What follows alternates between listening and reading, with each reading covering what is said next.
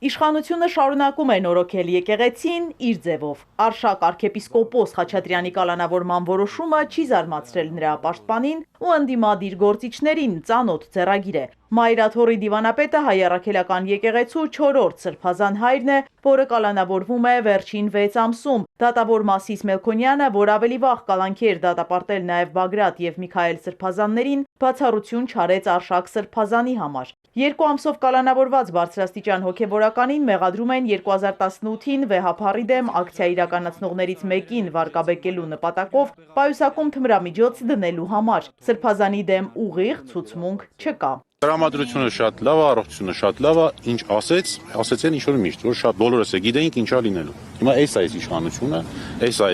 դատարանը եւ էս դատավորը։ Արշակ սրբազանին տեղափոխել են Երևան կենտրոն քրեակատարողական հիմնարկ, այնտեղ, որտեղ Միքայել եւ Բագրատ սրբազաններն են։ Այսպես որ շարունակվի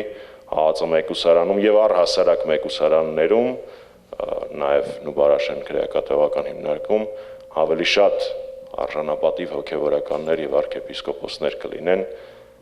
քան որոշները, որոնք կառավարության շենքերում ու ուրիշ գաղտուկ տեղերում սեփական կաշին փրկելու համար գործարքների են գնում։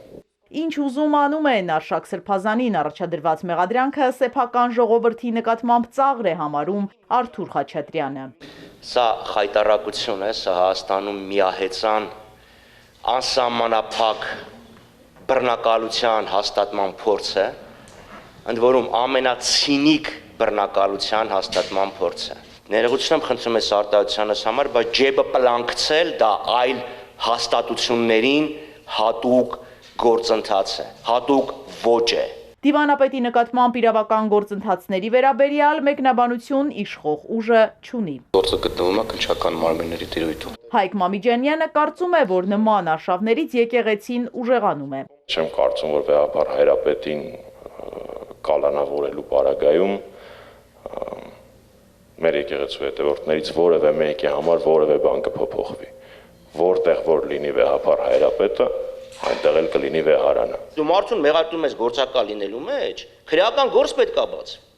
Դիամ եթե եկեղեցականներին մեղադրում ես գործակալ լինելու մեջ, քրեական գործ պետք է բացվի այդ հատկանիշով է։ Ոչ թե ջեբը պլանկցելու, հազար ներողություն։ ԱԱԾ-ն արդյոք գործառույթ է փոխել, գնում է, խնդրում ու հորդորում։ Փաշինյանը չէր թաքցրել, որ նաև ԱԱԾ-ականներն են ճշտումներ անում քահանայից, թե պատարակներին վեհափառի անունը հնչելու է, չի հնչելու։ Մեզ համար Կտրիշ Ներսիսյանը կաթողիկոս չի, եւ մենք